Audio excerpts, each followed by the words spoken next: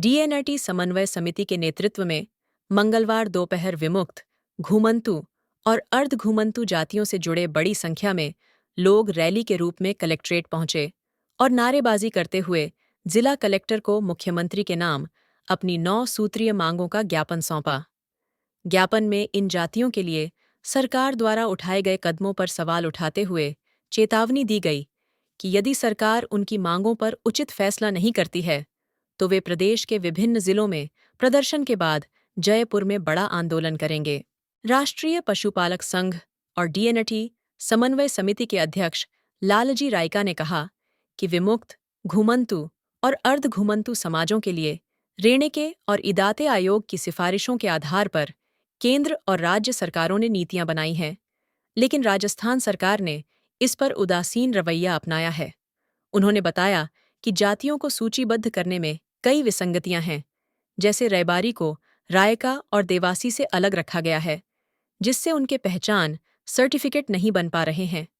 इसके अलावा जोगी और कालबेलिया जातियों को एक साथ रखा गया है, जबकि दोनों अलग अलग हैं। बागरिया को बावरी जाति के साथ शामिल किया गया, लेकिन बंजारा, भाट और राव जातियों में भी भेदभाव किया गया है। इन विसंगतियों के सुधार के लिए कैबिनेट मंत्री मदन दिलावर को ज्ञापन भी सौंपा गया था, लेकिन कोई समाधान नहीं निकल पाया है। प्रदर्शनकारियों ने चेतावनी दी है कि यदि सरकार उनकी मांगों पर गंभीरता से विचार नहीं करती तो वे आगामी दिनों में बड़े पैमाने पर आंदोलन करेंगे।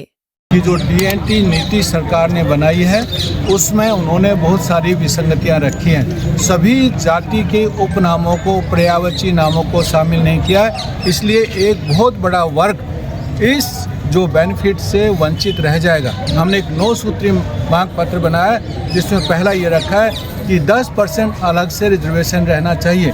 अभी सुप्रीम कोर्ट ने डिसीजन दिया रिजर्वेशन विद इन रिजर्वेशन, आरक्षण के भीतर आरक्षण, इसलिए सभी जो जातियां हैं वो रिजर्व कैटेगरी में है, कोई ओबीसी में है, कोई एसटी में, कोई एससी में, तो सबको मिला करके अलग से 10% देना चाहिए। एक हमने मांग रखी है कि जो म्यूनसिपल बॉडीज है, पंचायत हैं, उसमें 10% जो उनको सीट दी जानी चाहिए। 10% मैं क्यों बोल रहा हूँ, क्योंकि राजस्थान में डीएनटी कम्युनिटी का प्रतिशत 15% है, इसलिए हम तो 10% मांग रहे हैं। थर्ड जो मैं मांग रहा हूँ, शिक्षा के लिए 10% खर्च हो और 1000 बच्चों को विदेश में शिक्षा के लिए भेजा जाना चाहिए। हम लोग ये आंदोलन की शुरुआत कर रहे हैं, ये हमारा फर्स्ट एजिटेशन है, लास्ट नहीं है। कि राजस्थान की जो सरकार जो भी घोषणा करती एक तरह के खोखले दावे होते हैं। अभी कुछ दिन पहले घुमंतू जातियों के लिए राज्य सरकार ने कुछ ऑर्डर जारी किया कि इनको स्थायी पट्टा देना, इन जातियों के स्थायी जाति प्रमाण पत्र बनाना, पर उसमें भी इतनी भ्रांति डाल दी। ऐसे करके सरकार हमें जो बांटने का काम कर रही है, उन्हें लेकर राजस्थान के तमाम धर्मगुरु, तमाम हमारे समाज के नेता,